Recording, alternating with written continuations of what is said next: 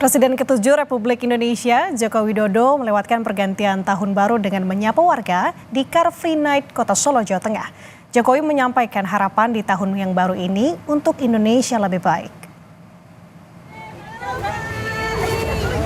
Suasana Car Free Night di koridor Ngarsopuro, Kota Solo, Jawa Tengah mendadak riuh, saudara. Pasalnya, Presiden ke-7 Republik Indonesia Joko Widodo muncul dan menyapa ribuan warga yang menantikan detik-detik pergantian tahun. Di tengah warga, Jokowi beberapa kali melayani permintaan foto bersama. Seiring dengan tahun baru datang, Jokowi pun menyampaikan harapannya bagi Indonesia di tahun yang baru.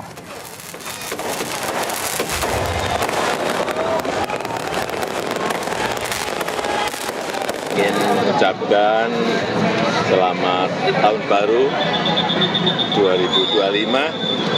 Mari kita menyongsong dengan optimisme, dengan semangat yang optimis untuk Indonesia yang lebih baik, untuk masyarakat kita ke depan yang kehidupannya lebih cerah. Ya, itu aja.